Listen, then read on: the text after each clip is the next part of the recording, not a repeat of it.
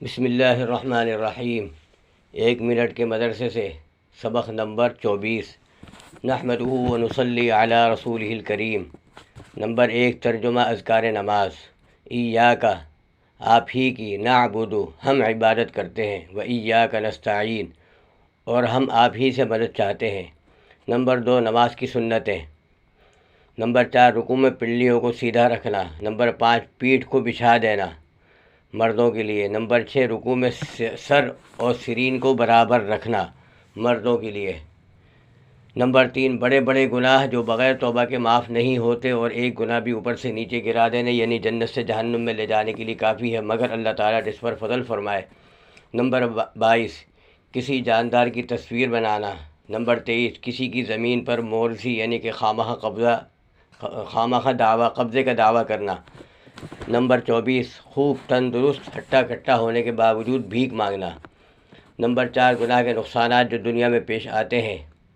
Number 22، نعمتیں چھن جاتی ہیں، بلا اور مصیبتوں کا ہجوم ہوتا ہے۔ بعض گنہگار جو بڑے بڑے عیش میں نظر آتے ہیں تو یہ خدا کی طرف سے ڈھیل ہے، اور ایسا شخص اور بھی خطرے میں ہے، کیونکہ جب یہ پکڑ میں آئیں گے تو دنیا یا آخرت میں اکٹھی سزا دی جائے گی۔ نمبر 23، عزت و شرافت کے القاب چھین کر ذلت و رسوائی کے خطاب ملتے ہیں۔ مثلا نیکی کرنے سے جو شخص نیک، فرمانبردار، تہجد گزار کہلاتا تھا، اگر خدا نخواستہ گناہ کرنے لگا تو اب وہی شخص فاسق، فاجر، زانی، ظالم وغیرہ کہلاتا ہے۔ نمبر 24، شیاطین اس پر مسلط ہو جاتے ہیں اور بآسانی اس کے اعضاء کو گناہوں میں غرق کر دیتے ہیں۔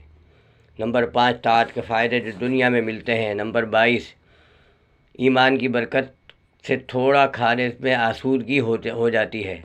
ایک شخص کھانا بہت کھایا کرتا تھا، پھر مسلمان ہو گیا تو کم کھانے لگا۔ حضور صلی اللہ علیہ وسلم نے ارشاد فرمایا، ایک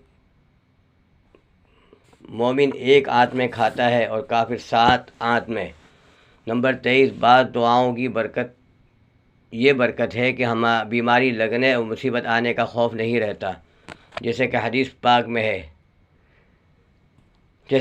پاک میں ارشاد ہے کہ جو شخص کسی مریض یا مبتلا مصیبت کو دیکھ کر یہ دعا پڑھے، الحمدللہ الذی عافانی مما ابتلاک بہ وفضلنی علی کثیر ممن خلق تفضیلا، تو وہ مصیبت ہرگز اس شخص کو نہ پہنچے گی۔